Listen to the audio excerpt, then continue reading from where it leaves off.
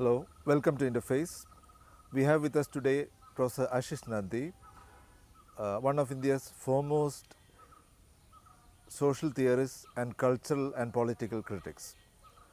Professor Nandi has made crucial interventions on a number of issues of contemporary relevance, including the rise of nationalism, identity politics, mass violence, communalism, and the dialogue and interface of cultures. He was director and fellow of Center for Developing Societies at New Delhi. He won the Fukuoka Asian Cultural Prize in 2007, and he was among the list of top 100 public intellectuals published by the Carnegie Foundation in 2008. Welcome to Interface, Professor Ashish Nandy.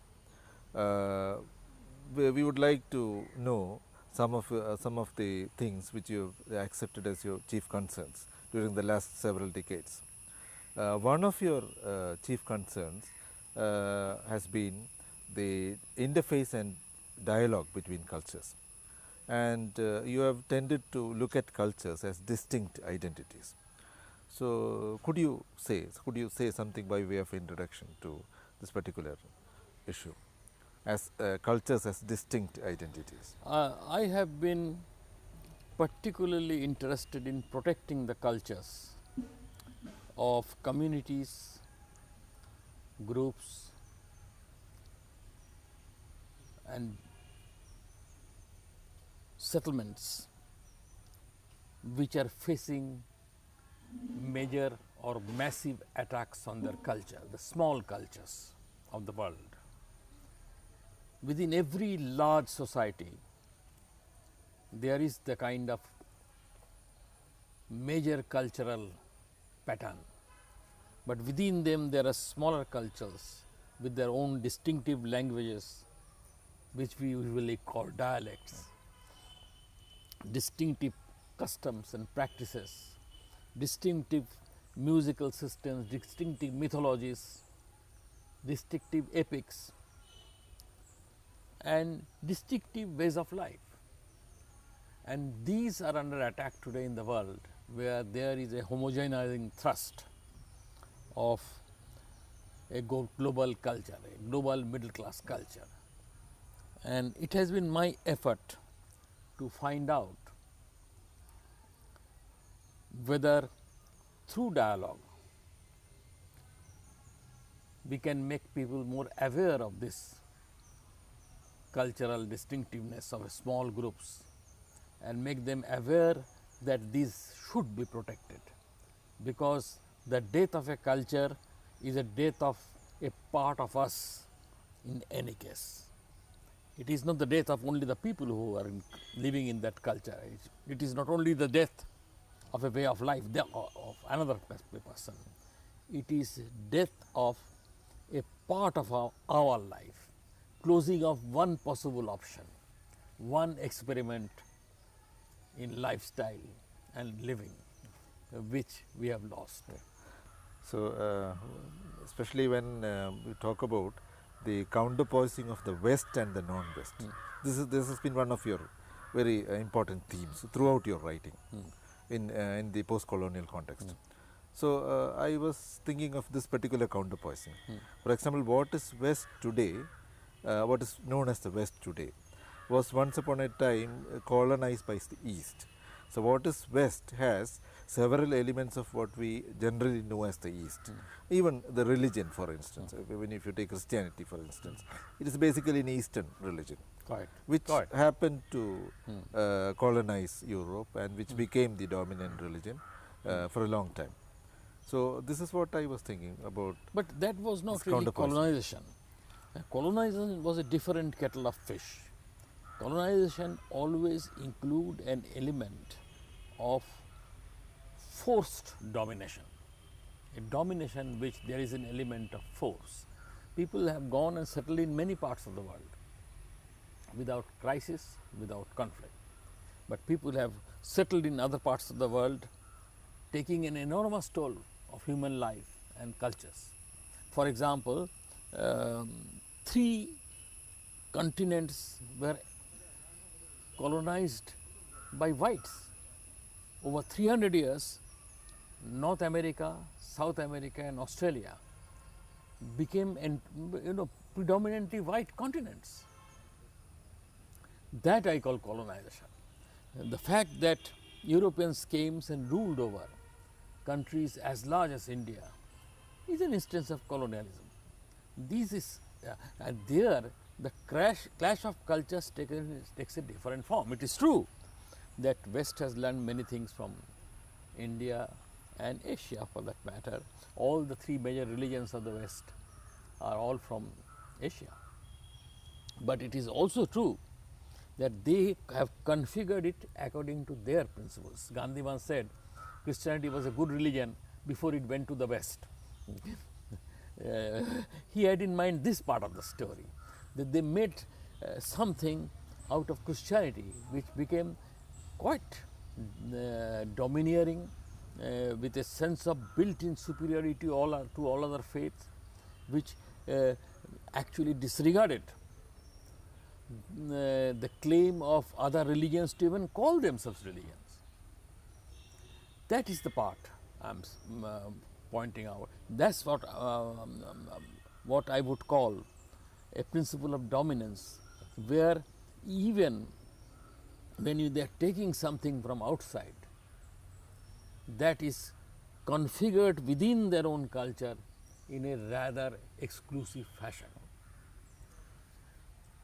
For example, I can also give you the example of Greece.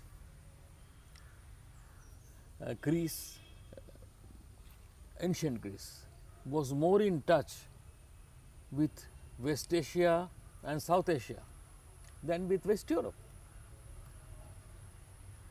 For 300 years, Plato and Aristotle were proscribed readings in the West, because the church did not allow that. If you wanted to study Plato or Aristotle, you had to come to West Asia and study it in Arabic. So, I am quite aware that the principles of cultural exchange can take very strange forms, but I am more concerned with the fact that where categories are exported to another culture and that they are pushed so hard that they become a way in which the people in the culture begin to judge their own selves. Like for example, the status that English enjoys in India, that is, I think, not normal. I have no objection to English. I write in English myself, but I grudge the fact that writing in English has become more prestigious than writing in Malayalam or in Bengali. And that I think is a tragedy, because there is so much of talent which will never find expression in English. Everything will then depend on who translates, how, when. That I think is a rather sad instance. This quite related to this context is the notion that European modernity itself is not originally European, that they have taken over this from the Arabs, medieval Arabs. A case of what one can call mistaken identity, that's what we call European modernity. So, would you think this adds to our understanding of personally, I am not a great enthusiast of the modern civilization. I like to look beyond modernity, because I see a certain tiredness already in modern civilization, and it has been also steeped itself in so much of violence and so much of this kind of a contractual, impersonal relationships, and so much into how should I put it, so much into the business of delegitimizing other cultures, other forms of civilization, that I have lost my faith in modern civilization. I have learned from Gandhi and Tagore to look very skeptically and very critically at modern civilization. It is the dominant civilization in the world, and began to look beyond it, because I noticed that tiredness in modern civilization, that I think people are looking for alternatives. I think after the 20th century, when we killed something like 22 crores of people in organized violence, we at least should grant that modern civilization has a core of violence which has been unmatched in history. The savages, or at least what the moderns call savages, the savages have never been as violent and as bloodthirsty as the moderns have been. And I have therefore begun to look for these alternatives in the plurality of cultures, in the alternative that various cultures offer, in the kind of effort many cultures have made to keep certain kinds of values in human relationships, and in a certain attempts to contain violence or minimize it. I have begun to look for these signs, how they do it, whether they succeed in doing it, or whether this kind of answers will satisfy the contemporary world or not, or meet our needs, in other words. Could you be more specific about what you call alternatives? For instance, I think our hope that the urban industrial civilization will be a more human society, I think has been disproved very decisively by the 20th century. For instance, to give you some example, on the whole we have killed, as I have told, something like 22 crores of people in organized mass violence. Nearly at least 60%, if not 75% of the people have been killed by secular societies. So, the idea that secularism can liberate you from religious violence, caste violence, ethnic violence, or linguistic violence has been disproved by this century. In fact, out of these 22 crores, less than 1 crore has been killed in the 20th century in religious violence. Yet, we all the while talk about religious violence as if it is the major violence. So, our perspective is determined by earlier centuries. In earlier centuries, religious violence was very important, but that does not mean that it is important now. In our times, it is a different kind of violence we are seeing. I mean, this nuclear bombing of Japan killed a lakh of people in Hiroshima and another lakh in Nagasaki, but people forget that when they bombed Tokyo city, they killed 1,20,000 people in one day. So, this kind of mass annihilation shows that amongst the killers and those who are being attacked, the distance has increased. Before bombing it from the plane, from 40,000 feet or 35,000 feet, you do not see the face of your victim, you do not see the blood, you don't see the suffering of children. It's a statistics. Violence becomes a statistics, and that is the kind of violence in which 20th century specialized, and that is the kind of violence which modern civilization endorses. And I would like to look beyond it. I would like to look for an ideology, a worldview where containment of violence and rejection of war is made a fundamental canon of civilization. You cannot say we fight for civilization, we let us have a war to end all wars. On the other hand, you say let there be no war. If you are, and modern civilization has not been able to do that. Do we have concrete socio-political models? Plenty. I mean, times have changed. We not only had Gandhi in the 20th century, now the most interesting people in the world, the greatest Gandhians may not have even read Gandhi today. None of them is in India, none of them is a Hindu. I think Nelson Mandela, Aung San Suu Kyi of Burma, the Dalai Lama, they are in some sense the greatest Gandhians today. They have made non-violence a central plank of our world. I mean, look at the success which Martin Luther King achieved. So, there is this part of the story that a different way of dealing with human conflicts is emerging, and people are afraid of it. So, we were talking about an end to violence. Yes. So, one of the things which plagues India today is communal violence, and sometimes on a very large scale.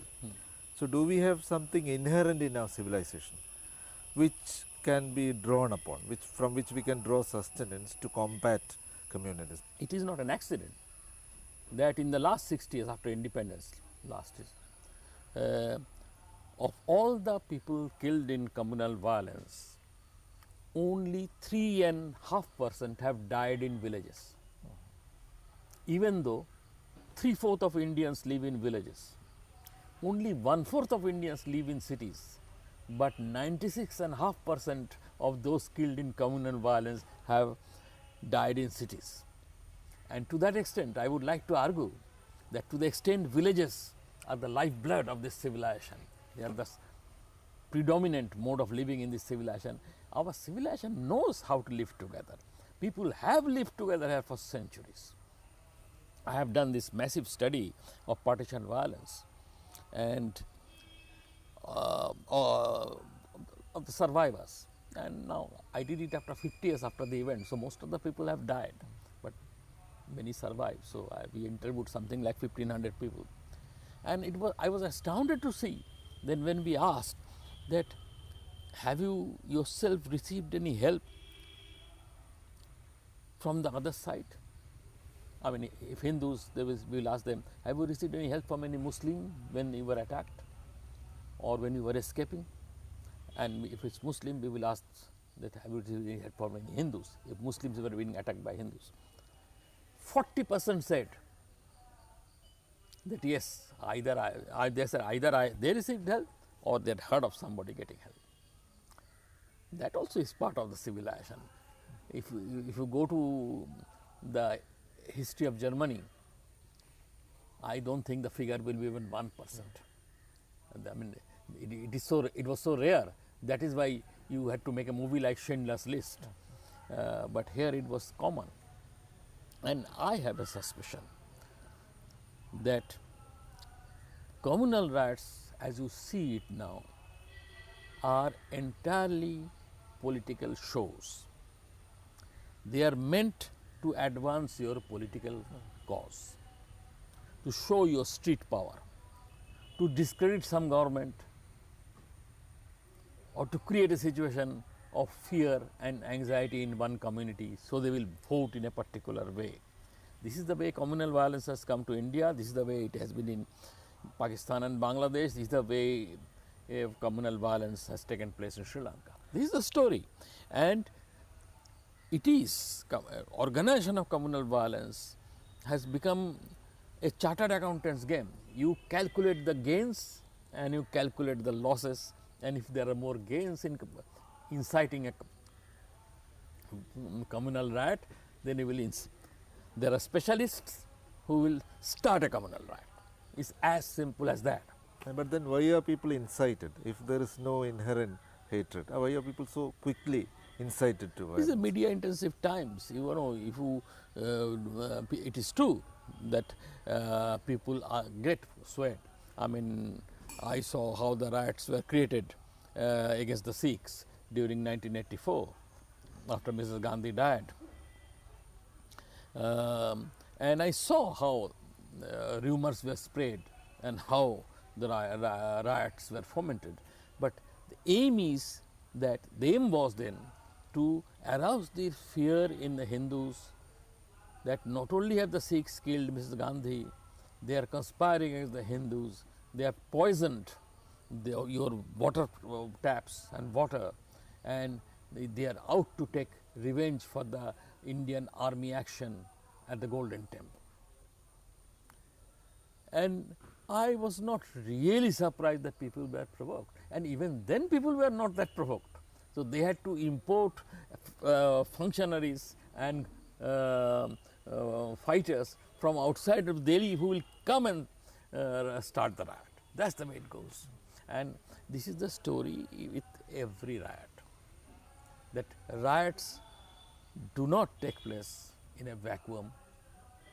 and people are not as much provoked as they are made out to be. They are only provoked to the extent of condoning it once it has taken place, and the gundas let loose who are there in the first place for the loot, the advantage of getting the loot, they are there for that, and other people condone their act, think that they represent the Hindus or they represent the Muslims, and therefore they are protectors, so we should condemn their pillage or looting. That's the part of the story.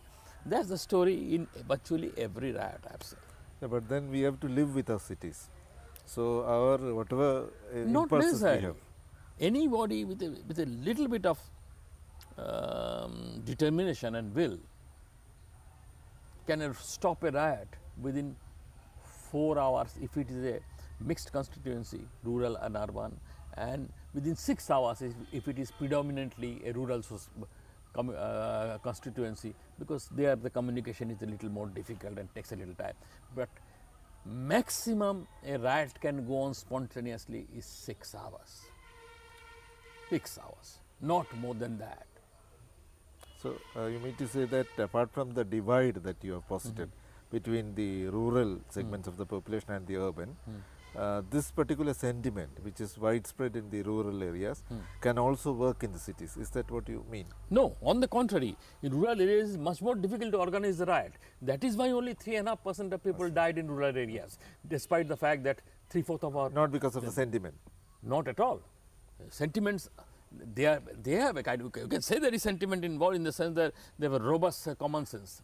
They know each other as neighbors. So they are not influenced by your propaganda.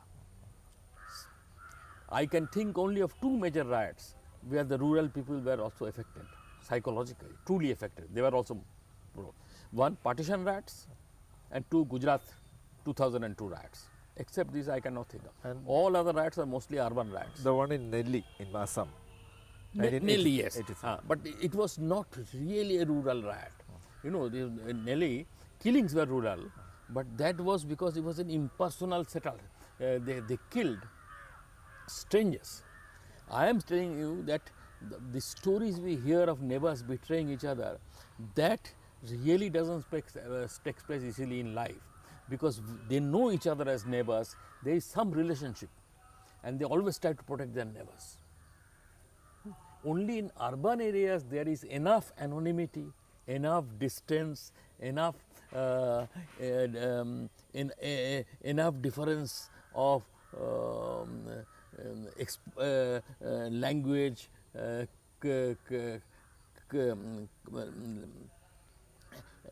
enough contractual relationship. There is no that intimacy is missing, and there it is possible to kill each other as strangers. It is like 2 armies which do not know each other.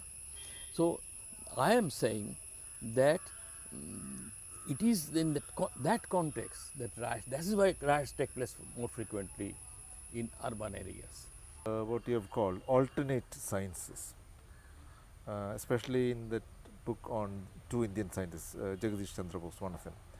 So you have also written about the need to subvert universalization of categories like democracy, secularism.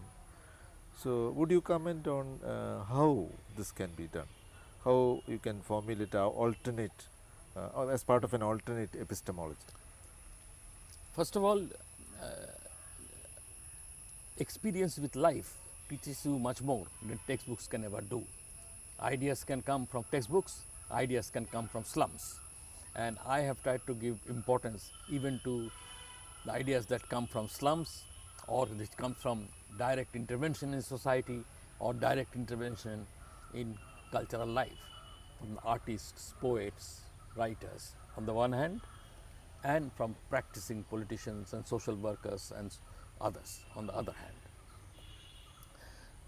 What I am trying to suggest is this, that exactly as there can be criticism of political and social ideologies, exactly as there can be criticisms of the way you use or interpret a religious system or religion for that matter, there can be a criticism of knowledge systems too.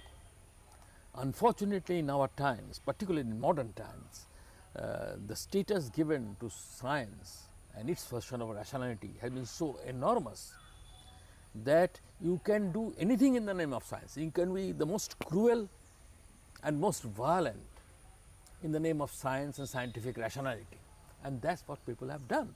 People have Marx talked of scientific history, history unfolding like so many laws of nature. And it seemed to many followers of Marx, therefore, that if for that you need to kill a few millions, doesn't matter. Revolution will come and make this world perfect. We know it has not happened. Lot of killings have been done in the name of science. A lot of killings have been done in the name of scientific rationality and scientific history. A lot of killings have been done in the name of beauty and perfection of ideologies which are man-made ideologies, and no human artifact can ever be perfect. It is not given to human beings to be that perfect. Previously used to kill in the name of God, but at least God was, you imputed perfection to God, not to your own self. Now human beings act as if they are omnipotent, omniscience and omnipresent, like they are claiming the status of God. And I think in this kind of context, a criticism of knowledge systems is absolutely vital, because dominance is now maintained very subtly through categories, ideas. So when our regime says, our own state says that for the sake of development, we have to be tough with the tribals, and the tribals have been bypassed as backdated, obsolete, retrogressive, easily disposable human beings. And then in desperation, when they turn to Maoists, which try to kill the Maoists by saying that they are all criminals, they believe in violence. But in the first place, the Maoists were very few. It is a tribal revolution we are seeing them. For 60 years we have treated them like infra-human beings. So now they have rebelled, so we are trying to find reasons why we did not ill-treated them and why the rebellion must be suppressed.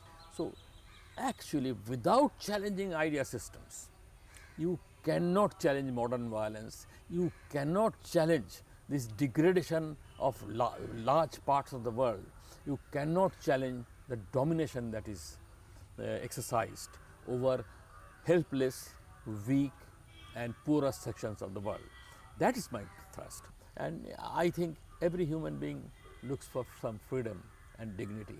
And I hope that in the case of knowledge too, we will ultimately grant this dignity and that freedom to those who practice traditional systems of knowledge.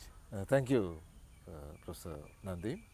We have had a very inspiring and thought-provoking session. So naturally, everybody would hope to have more such sessions with you. Thank you very much. I enjoyed it.